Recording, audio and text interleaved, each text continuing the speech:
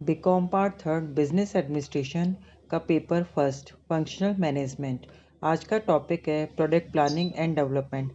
आज के इस टॉपिक के अंतर्गत मैं आप लोगों को सबसे पहले उत्पाद का अर्थ क्या होता है, साथ ही उत्पाद नियोजन से क्या तात्पर्य है और उत्पाद नियोजन की विभिन्न विशेषताएं कौन कौन सी होती है, उत्पाद नियोजन और विकास के डिफरेंट फैक्टर्स कौन कौन से होते हैं, उत्पाद नियोजन की वर्तमान आधुनिक समय में क्या आवश्यकता और महत्व है, इसके बारे में विस्तृत रूप से चर्चा करूंगी। जैसा कि हम जानते हैं कि वर्तमान आधुनिक समय में उपभोक्ता आधुनिक विपणन अवधारणा का केंद्र बिंदु माना जाता है और उपभोक्ताओं की विभिन्न आवश्यकताओं और इच्छाओं की संतुष्टि के लिए सभी संस्थाएं कार्य करती है। तो उसी दिशा में जो प्रोडक्ट प्लानिंग एंड डेवलपमेंट समस्त मैनेजर्स का एक इम्पॉर्टेंट कार्य माना जाता है। अब प्रोडक्ट प्लानिंग का अर्थ बताने से पहले उत्पाद से तात्पर्य क्या है ये जानना आवश्यक है। तो साधारण शब्दों में उत्पाद से तात्पर्य उत्पाद एक मूर्त और अमूर्त विशिष्ट गुणों से युक्त कोई एक ऐसी वस्तु है जिसे बाजार में खरीदने और बेचने हेतु प्रस्तुत किया जाता है और जिससे विभिन्न उपभोक्ताओं की इच्छाओं और आवश्यकताओं की पूर्ति होती है और उन्हें संतुष्टि प्राप्त होती है। अब उत्पाद के अर्थ के बाद में उत्पाद नियोजन से क्या तात्पर्य है ये जानना आवश्यक है। तो उत्पाद नियोजन की जो परिभाषा है वो विभिन्न विद्वानों ने अलग अलग दी है। उनमें सबसे पहले स्टैंटन की परिभाषा के बारे में चर्चा करेंगे।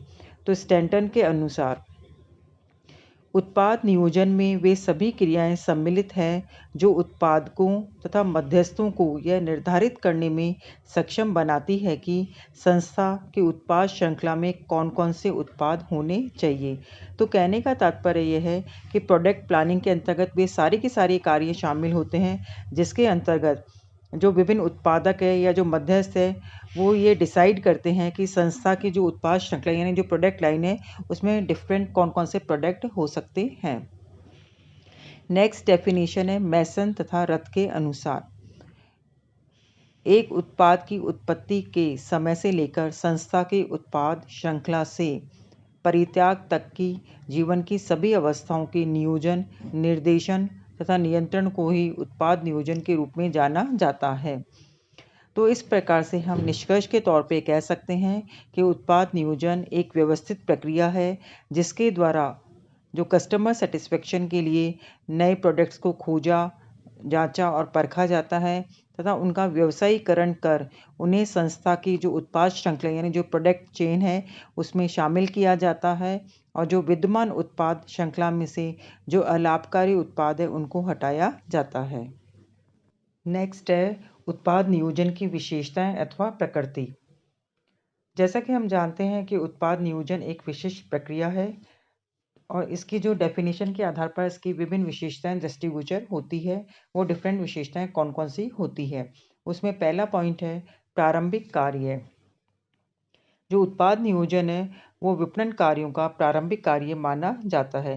कहने का तात्पर्य यह है कि जो विपणन कार्यों की जो प्रक्रिया है वो उत्पाद नियोजन के पर ही शुरुआत होती है। नेक्स्ट है उत्पादों का नियोजन। जैसा कि नाम से क्लियर है इसके अंतर्गत संस्था के द्वारा जो भविष्य में निर्मित या जो उपलब्ध किए जाने वाले उत्पादों का नियोजन किया जाता है। नेक्स्ट है मूर्त और अमूर्त उत्पादों का नियोजन। उत्पाद नियोजन के अंतर्गत संस्था के मूर्त और अमूर्त दोनों ही प्रकार के उत्पादों का नियोजन किया जाता है। जैसे मूर्त जो उत्पाद है उनसे तात्पर्य मतलब ऐसे उत्पाद जिनको देखा, छुआ या सूंघा जा सकता है और साथ ही जो अमूर्त उत्पाद है जिनको देखा, छुआ या सूंघा नहीं जा सकता है वो अमूर्त उत्पाद कहलाते हैं। नेक्स्ट पॉइंट है सर्वव्यापी कार्य। अब जो उत्पाद नियोजन है वो सर्वव्यापी कार्य है। कहने का तात्पर्य सभी जगह उपलब्ध हो, सभी संस्थाओं में किया जाता है, चाहे ये निर्माता हो, थोक व्यापारी हो, फुटकर व्यापारी हो या श्रृंखलाबद्ध दुकानें हैं, सभी में ये कार्य किया जाता है। फिर नेक्स्ट पॉइंट है आवश्यकताओं और इच्छाओं पर आधारित। जो उत्पाद नियोजन है वो उपभोक्ता की आवश्यकताओं और इच्छाओं की पूर्ति करने के लिए किया जाता है और इसका जो मेन ऑब्जेक्ट है वो बाजार में उपभोक्ताओं की उनकी जो इच्छित और अपेक्षित उत्पाद है उनको उपलब्ध कराना होता है। नेक्स्ट है अनुसंधान पर आधारित। उत्पाद नियोजन पूर्णतः अनुसंधान पर आधारित होता है। यह अनुसंधान कई प्रकार का हो सकता है। इसमें बाजार अनुसंधान है, उपभोक्ता अनुसंधान है, अभिप्रेरण अनुसंधान है, आदि हो सकते हैं। इन विभिन्न अनुसंधानों के आधार पर ही उपभोक्ता की डिफरेंट जो आवश्यकता है, इच्छा है, पसंद है, नापसंद है, वरीयता है, वस्तु की किस्म, रंग, रूप, आकार, डिजाइन आदि जो इनके डिफरेंट विचार होते हैं, उनके बारे में जानकारी प्राप्त हो जाती है। नेक्स्ट है व्यापक क्षेत्र। जो उत्पाद नियोजन का जो क्षेत्र है वो अत्यंत व्यापक और विस्तृत है। इसके अंतर्गत जो डिफरेंट नवीन प्रोडक्ट, नए नए प्रोडक्ट्स हैं, उनको खोजा जाता है। साथ ही उनकी जांच परख, टेस्टिंग वगैरह की जाती है और उनका व्यवसायीकरण किया जाता है। और साथ ही जो संस्था द्वारा जो बनाए जाने वाले विभिन्न विद्यमान उत्पाद हैं, उनमें समय समय पर सुधार करने का कार्य भी इसमें शामिल किया जाता है।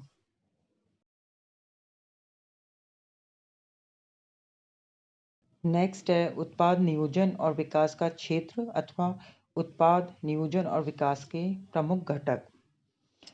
जैसा कि हम जानते हैं कि उत्पाद नियोजन और विकास का एक व्यापक क्षेत्र है। इसके अंतर्गत अनेक कार्यों का समावेश होता है। वो कौन कौन से कार्य होते हैं या डिफरेंट फैक्टर्स कौन कौन से होते हैं।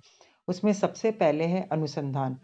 अब जो उत्पाद नियोजन के अंतर्गत विभिन्न प्रकार के अनुसंधान का कार्य किया जाता है, जिसमें मुख्य रूप से उपभोक्ता अनुसंधान हो सकता है, फिर है उपभोक्ता अभिप्रेरणा अनुसंधान, नेक्स्ट है उत्पाद अनुसंधान, आदि अनुसंधान करने का कार्य किया जाता है। नेक्स्ट है आवश्यकताओं और इच्छाओं आदि का निर्धारण। ये जो डिफरेंट रिसर्च होते, डिफरेंट जो अनुसंधान होते हैं, इन अनुसंधानों के परिणामों के आधार पर ही जो उपभोक्ता की आवश्यकता है, इच्छा है, पसंद है, नापसंद है, वरीयता आदि का निर्धारण किया जा सकता है। फिर नेक्स्ट पॉइंट है उत्पाद लक्षणों का निर्धारण। उत्पाद नियोजन और विकास के अंतर्गत उत्पाद लक्षणों का भी निर्धारण किया जाता है। उत्पाद लक्षणों में मुख्य रूप से जैसे पहला है किस्म। अब किस्म से क्या तात्पर्य होता है कि उत्पाद किस्म से तात्पर्य उत्पाद के उन लक्षणों से है जो उसकी आवश्यकता संतुष्टि की क्षमता को निर्धारित करते हैं। फिर नेक्स्ट है इसमें डिज़ाइन को शामिल किया जाता है। डिज़ाइन क्या होती है? डिज़ाइन किसी भी उत्पाद की बनावट या उत्पाद के भौतिक लक्षणों की व्यवस्था हो सकती है। फिर इसमें रंग को शामिल किया जाता है, क्योंकि जो रंग है, कलर है, वो उत्पाद का बहुत ही इम्पोर्टेंट लक्षण माना जाता है। रंग से ही उपभोक्ता वस्तु के क्रय के लिए आकर्षित हो सकता है या आकर्षित नहीं हो सकता है। फिर इसमें जो उत्पाद लक्षण है उसमें पैकेजिंग को भी शामिल किया जाता है। और पैकेजिंग से तात्पर्य उत्पाद के आवरण को निर्धारित करने से है, जिसके अंतर्गत वस्तु को पैक किया जाता है। फिर इसमें लेबलिंग को शामिल किया जाता है। लेबलिंग मतलब जो प्रोडक्ट है उसके अंतर्गत उसके ऊपर एक लेबल लगा हुआ रहता है और इस लेबल के अंतर्गत उस उत्पाद और विक्रेता के बारे में आवश्यक सूचनाएं दी हुई रहती है। इसी प्रकार से जो जैसे ब्रांड है वो उत्पाद का नाम या पहचान चिन्ह, प्रतीक या संकेताक्षर या अंक हो सकता है, जिससे उत्पाद को पहचाना जा सकता है। तो इस प्रकार से उत्पाद लक्षण में इन सब को शामिल किया जाता है। नेक्स्ट पॉइंट है उत्पाद नवकरण। उत्पाद नियोजन और विकास के लिए उत्पाद नवकरण अत्यंत आवश्यक माना जाता है। नवकरण से तात्पर्य ये है कि इसके अंतर्गत जो नवीन नए नए उत्पाद और सेवाओं का सृजन और विकास किया जा सकता है, या जो संस्था जो उत्पाद और सेवाएं बना रही है उनके रूप में समय समय पर सुधार और विकास किया जा सकता है। अथवा जो उत्पाद या सेवाओं को बनाने के लिए जो प्रक्रियाएं, जो विद्यमान प्रक्रियाएं हैं, उनमें सुधार और विकास किया जा सकता है। तो इस प्रकार कहने का तात्पर्य है ये है कि नवकरण किसी भी क्षेत्र में या किसी भी कार्य में हो सकता है। नेक्स्ट है उत्पाद की जांच विपणन। जो उत्पादों की व्यावसायिक आधार पर उत्पादन से पूर्व उसकी टेस्ट मार्केटिंग की जाती है। टेस्ट मार्केटिंग का तात्पर्य ये होता है कि किसी भी जो नया प्रोडक्ट संस्था ने बनाया है उसका व्यवसायीकरण करने से पहले उसकी जो कुछ इकाइयों का उत्पादन करके कोई स्पेसिफिक मार्केट या जो स्पेसिफिक कस्टमर्स है उनको विक्रय किया जाता है। अगर उस स्पेसिफिक मार्केट में या जो स्पेसिफिक वर्क के जो कस्टमर्स हैं उसमें अच्छे रिजल्ट आते हैं तो उस उत्पाद का व्यवसायीकरण कर दिया जाता है, अन्यथा उस उत्पाद के उत्पादन के विचार का ही परित्याग कर दिया जाता है। उत्पाद विविधीकरण। जब कोई संस्था अपनी विद्यमान उत्पाद श्रृंखला से भिन्न किसी उत्पाद का उत्पादन करती है तो इसे ही उत्पाद विविधीकरण के नाम से जाना जा सकता है। जो उत्पाद विविधीकरण है वो किसी भी प्रकार का हो सकता है, जैसे संबंधित उत्पाद श्रृंखलाओं में विविधीकरण किया जा सकता है या जो असंबंधित उत्पाद श्रृंखलाओं में विविधीकरण किया जा सकता है। नेक्स्ट है उत्पाद विभेदीकरण। उत्पाद विभेदीकरण वह प्रक्रिया है जिसके अंतर्गत कोई संस्था अपने उत्पादों को अन्य संस्था के उत्पादों से भिन्न बनाने का प्रयास करती है। जैसा कि हम जानते हैं कि वर्तमान आधुनिक तकनीकी और मशीनीकरण के युग में कोई भी संस्था दूसरी संस्था के सामान्य उत्पादों का मैन्युफैक्चरिंग करती है। अतः सभी संस्थाओं के उत्पादों का जो आंतरिक भौतिक स्वरूप लगभग क्या होता है, समान होता है। अतः उसमें बेचने में क्या होती है, कठिनाई होती है। अतः इन कठिनाइयों को कम करने के लिए जो उत्पादक है वो उनके जो एक्सटर्नल जो लक्षण है उनमें कुछ डिफरेंस कर देते हैं। और डिफरेंस करने से क्या फ़ायदा होता है कि वो जो उपभोक्ता है उनको ये लगता है कि ये प्रोडक्ट दूसरे प्रोडक्ट से ज़्यादा बेटर है, तो उनको आसानी से वो खरीदने के लिए तैयार हो जाते हैं। नेक्स्ट है उत्पाद और उत्पाद श्रृंखला का निर्धारण।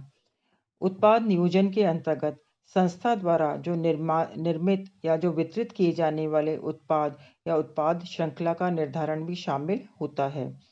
उत्पाद श्रृंखला एक्चुअली उत्पाद मदों का एक समूह होता है जो एक दूसरे के समान और संबंधित होते हैं और उनके लक्षण भी क्या होते हैं, लगभग समान होते हैं। नेक्स्ट पॉइंट है उत्पाद परित्याग या विलोपन। अब उत्पाद नियोजन के अंतर्गत उत्पाद परित्याग का कार्य भी शामिल होता है। इसमें जो विद्यमान उत्पाद का संस्था समय समय पर मूल्यांकन करती है और मूल्यांकन के द्वारा ये ज्ञात किया जाता है कि जो बनाया जाने वाला जो उत्पाद है वो अलाभकारी हो गया है तो उसको संस्था उत्पाद श्रृंखला में से हटा देती है। तो इसे ही उत्पाद परित्याग या विलोपन के नाम से जाना जाता है। फिर नेक्स्ट है उत्पाद संशोधन और परिवर्तन। अब प्रोडक्ट प्लानिंग के अंतर्गत उत्पाद संशोधन और परिवर्तन का भी समावेश होता है। ये जो परिवर्तन या संशोधन है वो उत्पाद की रंग रूप आकार डिज़ाइन जो किस्म है पैकेजिंग है आदि में किसी भी प्रकार का हो सकता है। नेक्स्ट पॉइंट है उत्पाद सरलीकरण। अब जब कोई संस्था अनेक उत्पादों के स्थान पर केवल एक ही उत्पाद का निर्माण का डिसीजन करती है तो उसे उत्पाद सरलीकरण के नाम से जाना जाता है। तो जो उत्पाद सरलीकरण का डिसीजन लेती है तो डिसीजन लेते टाइम उसको अनेक बातों पर विचार कर लेना चाहिए, जैसे उत्पाद की क्या प्रकृति है, यानी उसकी तकनीकी भौतिक प्रकृति, उत्पाद के उपयोग आदि से संबंधित जो सभी लक्षण है उस पर विचार कर लेना चाहिए। इसी प्रकार से प्रतिस्पर्धा का क्या स्तर है, विक्रय पर क्या प्रभाव पड़ेगा, इन सभी बातों पर विचार विमर्श कर लेना चाहिए। और लास्ट पॉइंट है बाजार विभक्तीकरण। बाजार विभक्तीकरण जैसा कि नाम से क्लियर है कि बाजार को जो संपूर्ण जो बाजार है उसको छोटे छोटे भागों में डिवाइड कर दिया जाता है। तो जो उत्पाद नियोजन और विकास के लिए बाजार विभक्तीकरण बहुत ही लाभदायक कार्य माना जाता है। अब इसके द्वारा जो बाजार विशेष के लिए जो उपयोगी उत्पादों का नियोजन और विकास करना काफ़ी आसान हो जाता है।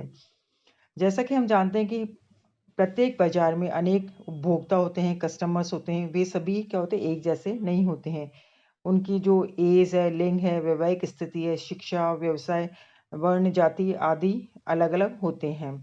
उनकी इच्छा, आवश्यकता, पसंद, नापसंद भी क्या होती है, अलग-अलग होती है।